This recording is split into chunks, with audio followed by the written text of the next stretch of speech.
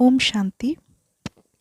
दोस्तों, क्या आपने कभी गौर किया है कि किसी भी देवी देवता की जयंती को रात्रि के नाम से नहीं जाना जाता सिवाय शिवरात्रि के? तो ऐसा क्यों? शिव जयंती को ही हम शिवरात्रि के नाम से क्यों जानते हैं, क्यों बुलाया जाता है, और दूसरे देवी देवता की जयंती को रात्रि के रूप में क्यों नहीं जाना जाता? तो इसका उत्तर किसी मनुष्य द्वारा नहीं उच्चारा गया, बल्कि स्वयं शिव परमात्मा द्वारा बताया गया है कि रात्रि रात्रि गौर कीजिएगा दोस्तों कि रात्रि किस चीज को दर्शाता है। रात्रि दर्शाता है अंधेरे को, रात्रि दर्शाता है निद्रा को, रात्रि दर्शाता है कालिमा को। तो जब कलयुगी अंधेरी रात में पाप बहुत ज़्यादा बढ़ जाता है, धर्म अति नीचे चला जाता है, तब ऐसे वक्त पे स्वयं शिव परमात्मा को नीचे इस धरा पर उतर के आना पड़ता है और हमें अज्ञान निद्रा से छुड़ाना पड़ता है। वही आकर हमें इस अज्ञान रूपी निद्रा से बाहर निकालते हैं, हमें सच्चा सच्चा ज्ञान देकर अज्ञान निद्रा से बाहर निकालते हैं। सत ज्ञान देकर हमें अज्ञान रूपी निद्रा से जगाते हैं। और इस कलयुग में पाप बहुत बढ़ने के कारण आत्मा में जो कालिमा छा गई है, वही कालापन को इस आत्मा से निकालने के लिए हमें शिव परमात्मा सच्चा ज्ञान देते हैं कि हम कौन हैं, हमारा असली रूप हमें बताते हैं, और परमात्मा कौन है, परमात्मा कैसा दिखता है, और उस परमात्मा से हम कैसे पवित्रता को धारण कर सकते हैं, शक्ति ले सकते हैं और अपने आप को संपूर्ण पावन बनाकर अपने सारे पाप को नष्ट कर सकते हैं। यह सारा ज्ञान देकर हमें अंधेरी रात से उजाले की ओर लेकर चलते हैं। और इसी तरह से यह दर्शाया गया है कि हमें कलयुग से सतयुग की ओर आगे ले जाने के लिए ही इस रात्रि में आकर, रात्रि में आना माना ये पापाचार के समय, धर्म जब अति ग्लानि हो जाती है, उस समय आकर हमें पाप रूपी अंधेरी रात से निकालना। आत्मा के अंदर जब पाप करते करते कालिमा छा जाती है, उस कालिमा से उजाले की तरफ लेके चलना, अज्ञान रूपी निद्रा से जगाना। यह सब काम करने के लिए जब शिव परमात्मा इस धरती पर आते हैं, तब उसे शिव जयंती के रूप में या फिर शिवरात्रि के रूप में मनाया जाता है। क्या आपने कभी गौर किया है कि शिव जयंती पर या शिवरात्रि पर विषाक्त फल या विषाक्त फूल चढ़ाया जाता है? ऐसा क्यों?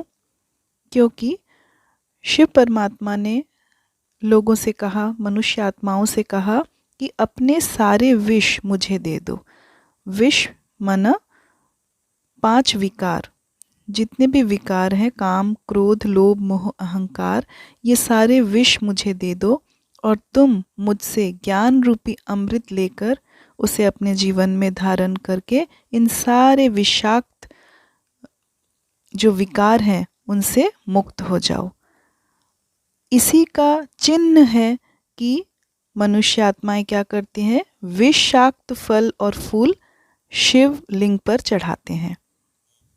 लेकिन जब परमात्मा स्वयं आते हैं और बताते हैं कि तुम्हें विषाक्त फल और फूल नहीं चढ़ाना है, बल्कि तुम्हारे विकार रूपी विष को मुझे सौंप कर हमेशा के लिए उन विकारों से मुक्त हो जाना है, मुझसे ज्ञान रूपी अमृत लेकर उस अमृत को पान करना है और लोगों में दान करना है।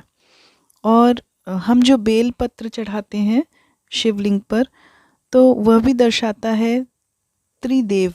3 पत्ते रहते हैं उसमें, तो त्रिदेव को दर्शाता है, ब्रह्मा, विष्णु और महेश। क्योंकि शिव तो निराकार परमात्मा है और शिव निराकार ब्रह्मा के द्वारा इस सृष्टि की रचना करते हैं और विष्णु के द्वारा पालना करते हैं और महेश के द्वारा विनाश का कार्य करवाते हैं। और शिवलिंग के से लिपटा हुआ एक सर्प दिखाया जाता है, सांप, तो उससे भी हम यह एक चिन्ह के रूप में मान सकते हैं उसे, कि यह दिखाते हुए कि एक विषाक्त जहरीले सांप पे विजय पा लिया। मतलब कि गृहस्थ में रहते हुए साथ में एक साथ युगल एक साथ रहते हुए गृहस्थ में, लेकिन काम विकार उन्हें छू तक नहीं सकता। जिस तरह से यहाँ दिखाया जा रहा है कि सांप शिवलिंग के साथ में है, लिपटा हुआ है, लेकिन वह अपना विष नहीं छोड़ता। तो यह इस बात का चिन्ह है कि युगल गृहस्थ में रहते हुए, एक साथ रहते हुए, बड़े प्रेम से घर चलाते हुए, लेकिन काम विकार उन्हें छू भी नहीं सकता। तो ये सारे चिन्ह हैं और ये सारे चिन्ह का सही ज्ञान हमें तब पता चला जब खुद भगवान आकर उसका मतलब समझाते हैं। हमने ये भी देखा है कि शिवरात्रि के समय लोग रात जागरण करते हैं। रात को जागना मना, ये भी एक चिन्ह है जो ये बताता है कि रात जागना नहीं है, बल्कि अपने विकारों के प्रति सचेत रहना है, आत्मा को जगा कर रखना है कि मुझे इन विकारों को छूना नहीं है, अपने पास आने नहीं देना है। तो इस तरह से अपने विकारों के प्रति सचेत रह के आत्मा को हमेशा जगा के रखना ही शिवरात्रि मनाना है। तो यह सब ज्ञान हमें शिव परमात्मा ने स्वयं आकर दिया है और यह किसी भी मनुष्य द्वारा बताया गया नहीं है।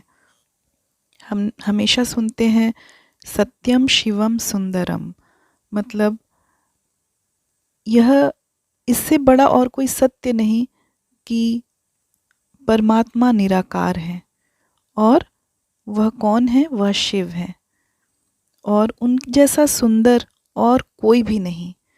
क्यों वह इतने सुंदर हैं? उन्हें सुंदर के नाम से क्यों जाना जाता है? सुंदर क्यों कहा जाता है? क्योंकि वह ज्ञान के सागर हैं। वह सभी को ज्ञान रूपी अमृत से बिल्कुल सभी की प्यास बुझा देते हैं। हर एक आत्मा के को दुख और अशांति से छुड़ा देते हैं ज्ञान रूपी अमृत देकर। और वह सुख के सागर हैं। वह सभी को केवल सुख देते हैं, सुख की वर्षा कर देते हैं सभी के ऊपर। तो इसलिए जो हमें सुख देता है, अविनाशी सुख, जो सुख कभी ख़त्म ना हो, ऐसा सुख देने वाला तो सुंदर ही होगा, ऐसा ज्ञान देने वाला तो सुंदर ही होगा। और शिव परमात्मा जो प्रेम के सागर हैं, जिनके पास हर एक के लिए प्रेम है, चाहे वो कैसा भी हो, अमीर गरीब, छोटा बड़ा, बूढ़ा जवान, पापी दुराचारी, कोई भी हो, उसके लिए सिर्फ प्रेम ही प्रेम है शिव परमात्मा के अंदर। तो ऐसे प्रेम देने वाले, ऐसा प्रेम करने वाले भगवान सबसे ज़्यादा सुंदर ही होंगे। ऐसे शिव जो शांति की वर्षा करते हैं, सभी के जीवन में शांति लाते हैं, शांति प्रदान करते हैं, सभी को शक्तिशाली बनाते हैं, सभी को आनंद से भरपूर करते हैं। तो ऐसे परमात्मा तो इस जगत में सबसे सुंदर होंगे। इसीलिए कहा गया है सत्यम शिवम सुंदरम। ये जो इतने सुंदर हैं, ये शिव वही सत्य है, उससे ज़्यादा सत्य और कुछ भी नहीं इस संसार में। इससे पहले भी हमने कई बार, कई सालों से हम शिवरात्रि मनाते आ रहे हैं, लेकिन चलिए इस बार कुछ अलग तरह से शिवरात्रि मनाएं, जब स्वयं परमात्मा आकर हमें अपने बारे में ज्ञान देते हैं कि वह खुद निराकार हैं, ज्योति स्वरूप हैं, बिंदु स्वरूप हैं और उनका निवास परम धाम या शांति धाम में है, जहाँ वह वाणी से परे हैं और हम सब भी यह देह नहीं बल्कि आत्मा है जो दोनों प्रकृति के बीच में स्थित है। और भगवान ने खुद हमें कहा कि हम आत्माएं जब ऊपर वाणी से परे शांति धाम में जाते हैं और शांति धाम में जाके निराकार शिव से ज्योति या प्रकाश अपने अंदर भर के हम शक्ति पाते हैं और पवित्र बनाते हैं अपने आप को, तो इस तरह से हम हर पाप से मुक्त होते हैं। तो चलिए, ईश्वर जैसा है, शिव जैसा है, उसे उस रूप में याद करते हुए और हम भी जैसे हैं अपने आप को भी उस रूप में देखते हुए शिव से प्रकाश लेकर, ज्ञान लेकर, अपने आप को संपूर्ण पावन बनाकर अपनी चेतना को हमेशा जगा के रखते हैं और इसी तरह से नए रूप में शिवरात्रि मनाते हैं। ओम शांति। और इससे भी ज़्यादा जानकारी के लिए एक बार अपने निकटतम ब्रह्मा कुमारीज आश्रम में ज़रूर जाएं। धन्यवाद।